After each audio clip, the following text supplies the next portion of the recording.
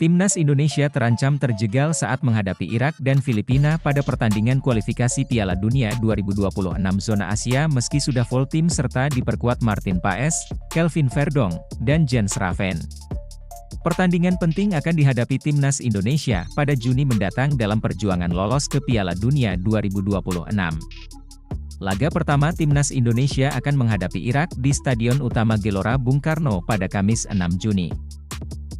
Skuad Garuda akan kembali bermain di Stadion Utama Gelora Bung Karno melawan Filipina, 6 hari kemudian. Indonesia memiliki peluang besar untuk bisa lolos ke putaran ketiga kualifikasi Piala Dunia 2026 jika minimal menang sekali dari dua laga itu. Saat ini, Marcelino Ferdinand dan kawan-kawan berada di peringkat kedua klasemen sementara grup F dengan mengoleksi 7 poin. Tim asuhan Shin Tae-yong ini memetik 2 kemenangan atas Vietnam, imbang melawan Filipina, serta kalah dari Irak.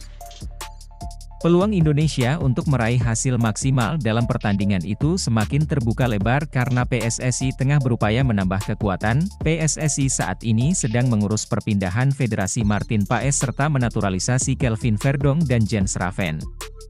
Martin Paes sudah resmi menjadi WNI pada 30 April 2024. Namun, proses perpindahan federasinya mengalami sedikit hambatan. Penjaga gawang FC Dallas ini diketahui sudah pernah bermain untuk Timnas Belanda U23 saat usianya sudah lebih dari 23 tahun. Sementara Kelvin Verdong dan Jens Schraven masih dalam tahap melengkapi administrasi naturalisasi.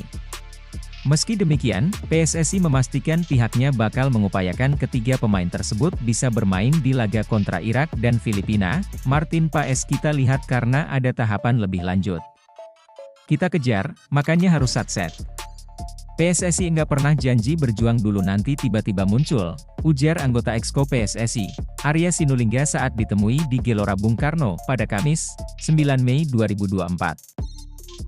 Dia juga optimistis, Timnas Indonesia bisa menang lawan Irak dan Filipina karena pemain-pemain terbaik akan dipanggil. Kami pede lawan Filipina, lawan Irak ada Tom Haye, Orat Mangoen, dan Jay Itzes, katanya.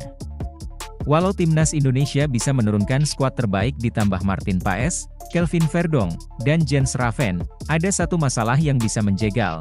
Masalah tersebut adalah status Shin Tae-yong yang mendapat kartu merah saat memimpin Timnas Indonesia U23 di laga playoff Olimpiade 2024. Shin Tae-yong mendapat kartu merah setelah melakukan protes keras terhadap wasit François Letessier pada laga kontra Guinea di Clairefontaine, Prancis, Kamis, 9 Mei 2024. Dalam laga tersebut, wasit memberikan hukuman penalti untuk Timnas Indonesia pada menit ke-75 karena Alveandra Dewangga.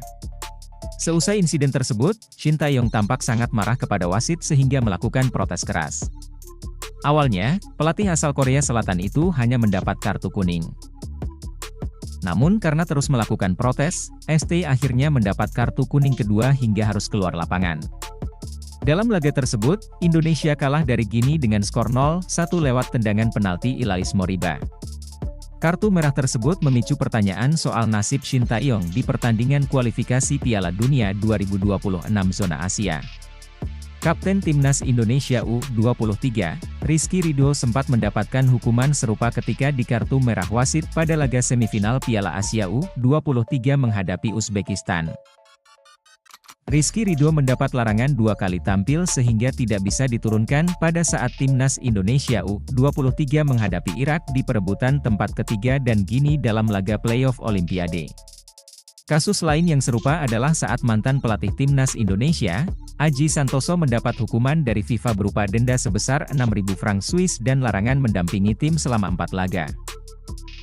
Aji Santoso tidak bisa ambil bagian saat Timnas Indonesia menghadapi kualifikasi Piala Asia U23 pada 23 Juni, 3 Juli 2022. Dia menerima kartu merah saat Indonesia dipermalukan Bahrain 0-10 dalam laga kualifikasi Piala Dunia 2014 zona Asia Grup E, 29.